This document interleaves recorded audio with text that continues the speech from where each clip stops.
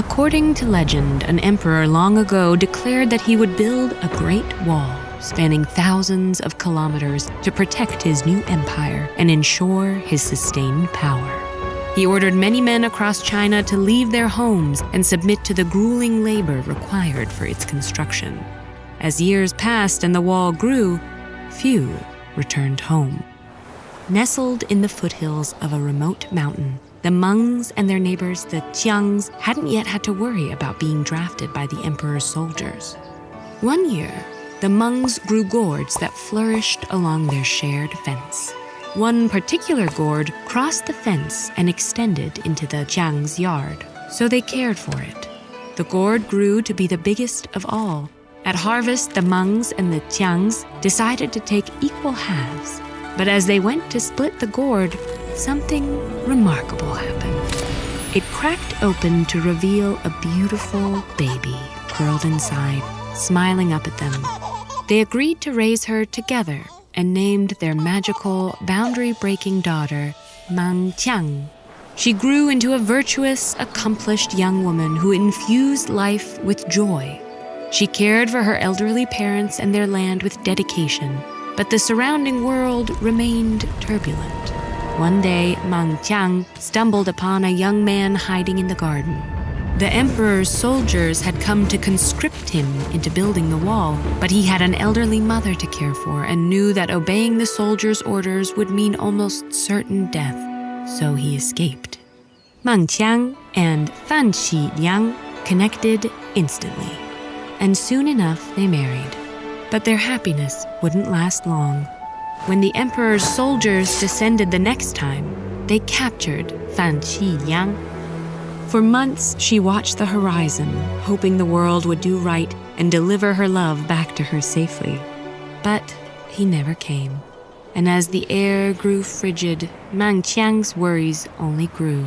So she set out to find him herself. Through bitter snow and howling winds, across rivers and mountains, she undertook the dangerous journey that many others had been forced to complete.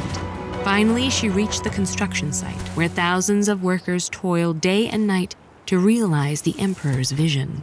Stealing into the fray, Mang Qiang whispered her husband's name to the workers until eventually one man's eyes glimmered with recognition, only for him to reveal the tragic news that Fan Xiliang had recently died.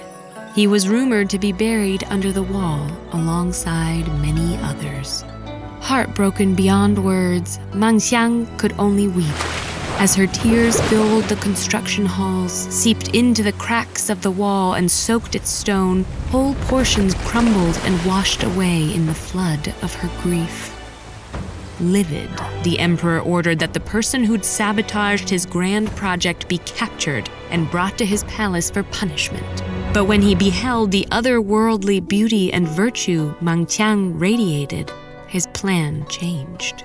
Leering at the devastated widow, the emperor instead suggested that she become one of his imperial concubines.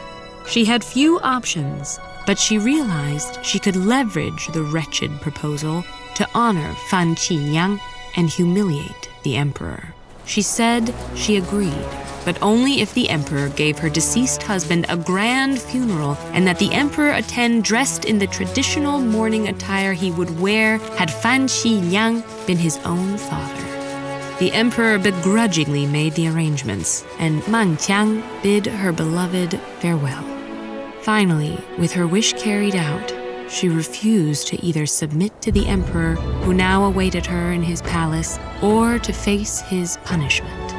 Instead, she cast herself into the nearby water, as all-enveloping as her own tears, never to emerge again.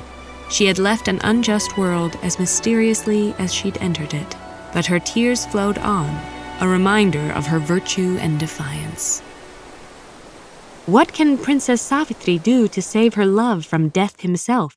And though the weaver and cowherd's love is forbidden, can they find their way back to each other across the expanse of the Milky Way? Hear their epic stories with these videos.